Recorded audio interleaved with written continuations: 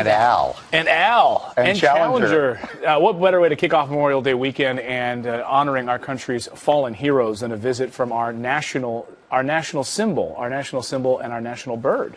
Hey, Al, good to have you back on the show. Good morning, Clayton, Mike, and Anna. Yeah, remind us about Challenger. Happy Memorial Day. Where did you meet Challenger for the first time, that beautiful eagle? Challenger was blown out of a nest as a baby in a storm about 24 years ago. He's 24 years old.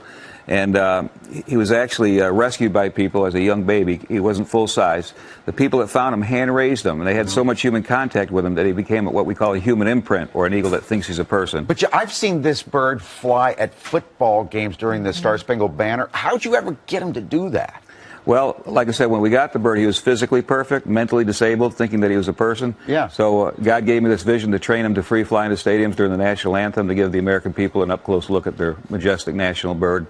And so this is the first, and this is, by the way, the first bird ever, the first bald eagle in U.S. history trained to fly. So you didn't really have much of a track record to go on to train this bird. That's right. That's right. His first appearance was the Olympics in Atlanta, and we had to audition for it because nobody believed we could do it. What's the response from people like when they get to see him do this? I mean, there's so much history here. The national emblem since 1782 when the U.S. seal was adopted. His flights in the stadium generate a lot of emotion. People who have listened to national anthems for years and years come up to us and say it's the first time that they got goosebumps when the eagle flew into the stadium.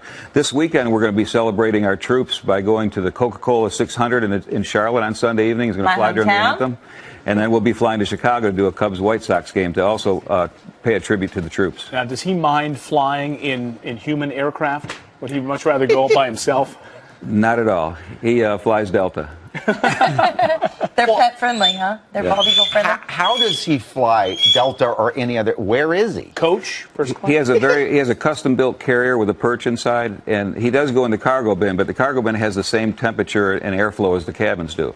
And we get special handling privileges where we get to put him in place and no one on the airline's allowed to touch I saw him eating some of our pastry and drinking some coffee. What does he normally eat? On this trip, salmon. I went down to Whole Foods and got Atlantic wild-caught salmon and some Fiji water for him yesterday. And Fiji so water. He won't be too upset if he doesn't get the peanuts on the flight. And real quick, too, you had something over his eyes, too? That was a hood. We just use those in handling birds of prey to just kind of keep them calm when we're walking through crowded situations. Yeah. The new kids' book is out, Born to Be. It's narrated by Dolly Parton, a CD included in it as well. Yeah. Where can people get more information about Challenger? They can go to our website, eagles.org. And they can order whatever they'd like, including these books right here. It all goes to support the Eagle Foundation. Always great to see you. Good to see you, too. Thanks, and let's celebrate our troops today. And they've certainly been brave and courageous to defend our freedoms, and that's what he symbolizes. There you go. Thanks so much, Al. God bless.